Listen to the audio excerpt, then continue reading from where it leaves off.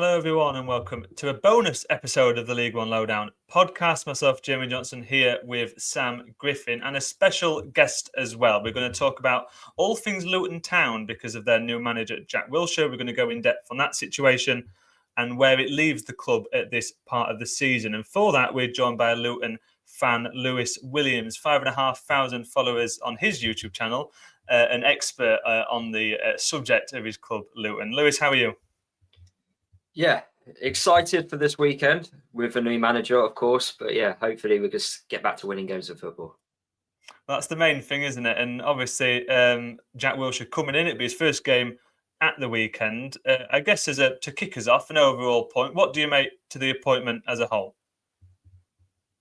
I'm happy that he's brought in a experienced number two in. I was very concerned that we were carrying the project young manager type of route because I felt we needed a more experienced head coach in, because I feel like with the situation which we've suffered over the last couple of years with back-to-back relegations, I feel like it needed someone that's got proven experience of, okay, when things have hit the fan and confidence is at an all-time low, you need someone that knows how to take a team that's been relegated twice, even just the once would be nice, and basically turn that into a team that can compete at whatever level they are at. And I just didn't know if Jack Wilshere was the right type of person for that. But because he's brought in Chris Powell, who has experience, especially in League One as a player and also as a manager, it gives me a bit more confidence. If he brought in another, number two, who was a bit young and also hungry type of project coach, I would have been a lot more concerned.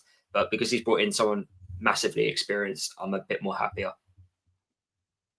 I think you've hit on to sort of the crux of the issue of something both me and Sam we're thinking headed into this, weren't we, Sam? Yeah, I was going to say, because obviously the second option was Richie Wellens, who's obviously the manager of my club. I think we had a couple of messages, didn't we, about how he could impact Luton Town. I'm delighted that he's not gone. But would you have preferred somebody like a Richie Wellens, who would have probably brought Alan McCormack with him, who obviously played for Luton Town as well? Yes, I think everyone was pretty much, happy with that, especially if Alan McCormack was coming back, because Alan knows the football club. He won back-to-back promotions with us. He worked under Nathan Jones. So Alan McCormack as a player was a no-nonsense type of person. So when you've got someone like him and also Richie Wellens, who's also not scared to speak his mind, it kind of felt like the right duo to come to Luton. And I just felt like these players, they needed, I think, a few hard truths, because I feel like they've just been getting it too nice. And I feel like if I look at the last two managers which we've had, Rob Edwards and Matt Bloomfield, they just come across too nice. Whereas Nathan Jones, everyone knows about him and what type of person he is. And I do love the man, because he's not media trained. We all know that, but he will just be him, and he's such a character. So to go from such a character to two really nice people to then back to another ruthless person, I felt that would have been the right thing to do.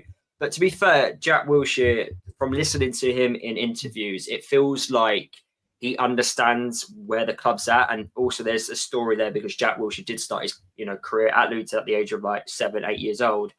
So it's like doing a full circle moment. So it's whether or not Jack Wilshere can reinstall that type of confidence back into these players, because I do think the group of players, they are good. I feel like everyone who I speak to, especially League One fans, they're like, "Oh my God, your squad is amazing. Like, how are you not winning every week?" So there's got to be something about these group of players. I just don't think they believe in themselves. And at the start of the season, when I was asked, "Do you think Luton can win the league or win promotion?" and I was like, "Yes, but if the mentality is right." And right now, at this moment in time, it's proven that the mentality is just not right at the football club. And that's basically task one for Jack Wilshere, is to reinstall that confidence back in. Do you think bringing in someone who knows the club in a way, obviously you mentioned he was there as a kid, do you think that element of it, that maybe Jack Wilshere's got that real desire to do well with Luton as opposed to doing well for himself in terms of his career, because he's got that connection to the club? Do you think that makes a difference? Well, he's got friends who are Luton Town season ticket holders. So if he's not going to do well, then he's going to get it from his mates, I would imagine. So I think, yeah, he does. He understands the football club. He also said in his interviews that he actually came back to train with Luton before he actually officially retired under Nathan Jones in the Championship. But the the training levels was just too difficult for him. So he needed just to go down that coaching route. So I thought that was a bit interesting to learn that he actually could have signed back as a player. But yeah, he understands the football club. And he also gives me like Nathan Jones vibes, because some people don't know this. Nathan Jones actually used to play for Luton as a player, but never really made it too many first team appearances. I think he made one. That was pretty much it. And then he ended up going and playing his football in Spain. So it's quite similar. You know, Nathan Jones, when we appointed him, didn't really have any manager experience. He was a number 2 for Brighton for many, many years. So it feels similar vibes to Nathan Jones, but Jack Wilshere probably a lot more level-headed. Yeah, we've mentioned Chris Powell already. Obviously, he's still got Mick Harford still around the club as well. How much do you think? I presume he's going to lean on him quite heavily in terms of getting up to speed with the quality that is in League One nowadays. A lot of teams are footballing sides. So, what are your thoughts on Chris Powell being his number 2? I think he's the most important part of this, appointment, is having him, because as a player, he's won the league. As a manager, he's also won the league, and he's so well liked in football. From even in my line of work, when I've met him a few times, he's such a nice person. And from what I was told, when he speaks, you listen, and that's how well respected he is in the game. I don't think, get invited to be coaching for England if you're just a bang average coach. You've got to have something about you. So having someone of his caliber who's got plenty of experience, knows how to just focus on the football side of things when maybe off the field there might be a problem. If you look at his experience at Sheffield Wednesday, they still produce on the pitch despite the nonsense upstairs. So having someone like him who's just got so much experience, and he can just give Jack Wilshere a bit of guidance. So if Jack Wilshere's a bit too hot-headed and making a certain football decision on the pitch, whether that's in-game or before the match, at least Powell can just go, have you thought about this? Have you thought about that? And hopefully, as a duo, it's going to be a success at Luton.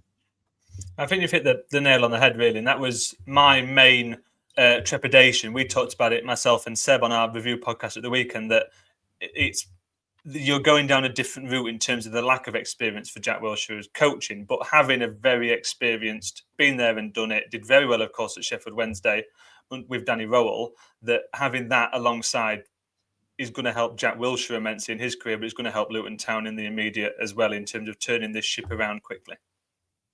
Yeah, 100%. And also, he hasn't brought anyone else in either. So he's still got a couple more coaches he can still bring in. And with his contact book, we've already heard Steve Bold, who's at QPR, potentially might be coming in.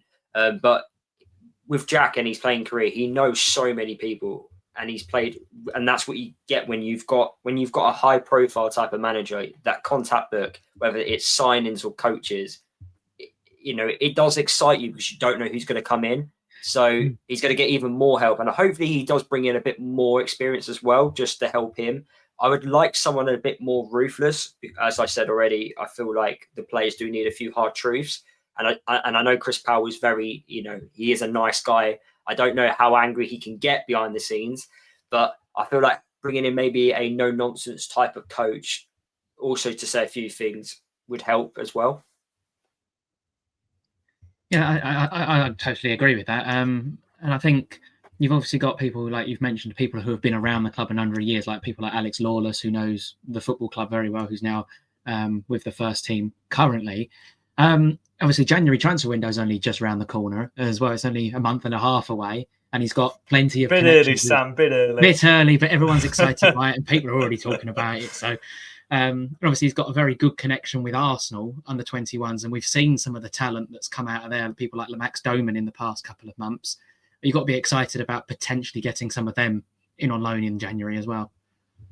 Yeah, but I feel like before we even recruit, just trying to get the best out of the players that we actually signed in the summer, because we did sign some really good players. We did sign some really good prospects. And unfortunately, the last couple of weeks, they're just not performing at a level which we believe they should be. And I think that is due to confidence. So he might not actually have to do too much in January if he can regain that confidence back, because I don't think we've got a bad squad. We've actually got quite a big squad because we've got lots of players under the age of 21. And as he's got experience working with youngsters, hopefully he can find a way to get them to believe in themselves. And then we can start seeing that translate into really decent performances, because it does feel like, unfortunately, because we've lost so many matches over the last 2.5 years, it just feels like they've just got not that much confidence. And even the new players that have come in, we've signed 14 new players, and it feels like they've just I don't know what it is, but the confidence from the previous players that were already at the club, it feels like it's gone to the new players already, and they've only been here for a short space of time. So I feel like as a whole entire football club, the mentality definitely just needs to change, and just get back to winning games of football. I think the way you have always described it sounds like a losing culture, isn't it? That's the sort of the phrasing you've used, and that it does feel like that's definitely what you're alluding to, Lewis. Sorry, cut you off there, Sam. No, that's fine. It sounds a bit like Huddersfield Town from last year in terms of they had a decent start, but they didn't sign too many players. I know you've mentioned you signed 14, but you've still got a core group of players who have had 2 relegations. But then you've got players like Jordan Clark, for example, who rose up the leagues with you as well. So I suppose it's tapping into sort of that mentality again, isn't it? And just trying to breed confidence. And I listened to Jack Wilshere and Chris Powell's interviews, and they do sound like people that could breed confidence, especially into midfield players, considering how good Jack Wilshere was on his day as a midfielder. And I would argue and say the midfield's the biggest problem at the moment, because we're not. It looks very unbalanced at the moment. We're not linking from defence to midfield to the attack. So sometimes we could defend really well, and teams are not even having shots at Keeley in goal. But then at the same time, we're not exactly creating clear-cut chances. And I just feel like the linking all over the pitch, if we can get that midfield right and get the right midfield partnership, whether it's a 3-man, 2-man, I don't know. We don't know what the formation is going to be under Jack Wilshere. We don't know what the system, what type of style he's going to play. But if we can get that midfield right, I feel like in every game of football, though, if your midfield wins the battle, you're most likely going to win the game of football. It's like 9 out of 10 times you're most likely going to win. So if he can figure that out, and as a midfield player himself, he was an intelligent footballer, wasn't he? So if he could bring that to the midfielders, and we've got quite an experienced midfield with also some good young prospects in like Zach Nelson, Lamine Fane, as well with the likes of Clark and Saville, the experienced pros, you feel like there is a good recipe there to deliver 3 points every single week. We mentioned off there into my trip down to Kenilworth Road to watch Doncaster, and Fane, the midfielder, he stood out in that game. He was superb, and there's that untapped talent within that squad that you would hope a Jack Wilshere would bring out. The thing I wanted to pivot across to was talking really overall about what seems to be a trend of these inexperienced managers being appointed. Obviously, we've got Lee Grant at Huddersfield, has just been mentioned by Sam in terms of Huddersfield. Michael Scabala's just picked up Manager of the Month award. It was his first senior football job when he came into Lincoln. Of course, Chris Davis got Birmingham promoted last season. There's been a trend of this working at other clubs, hasn't there? And I'm sure you hope these sort of same ingredients of an inexperienced coach coming in and impressing his first job transpires at Luton. Yeah, it's an interesting one. I feel like sometimes, depending on what your football club is going through, sometimes you might need an experienced coach, and sometimes you might need someone young and hungry. I think just the Luton model is always, since we didn't have John Steele as our manager back in League Two, we've basically gone down we just want to go down the project manager route. So we've had Nathan Jones twice, we've had Rob Edwards, and we've had Graham Jones, we've had Matt Bloomfield and Jack Wilshere. They're all young project types of managers.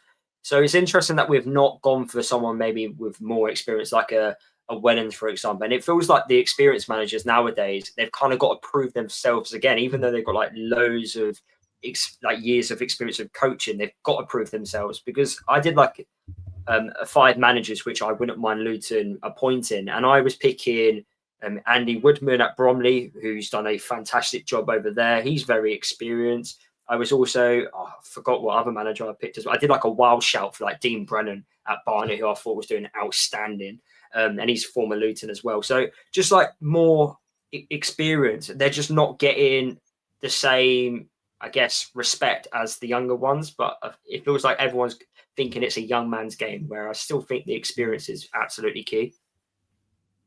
Yeah, I mean, that's interesting. My last point before I hand back to you, Sam, to finish off, you talked about that there in terms of experienced managers maybe going a bit out of fashion. Steve Bruce is someone you could chuck in that in terms of just leaving Blackpool. And over recent days, Matt Bloomfield has been chucked into that bucket in terms of one of many names that have been linked with that vacant job at Bloomfield Road. I wondered your reflections, Lewis, on his time at the club.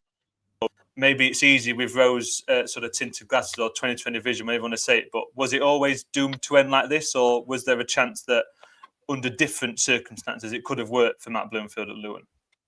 Yeah, I think under different circumstances it would have worked. I think he was the right manager, but wrong time. I think when we departed ways with Rob Edwards, we needed someone, whether it was short term, just someone with a bit of experience. This is when the experienced managers sometimes do need to be appointed and just get wins. And what happened was we appointed a project manager, which Matt Bloomfield was. He left a really good situation at Wycombe to join us.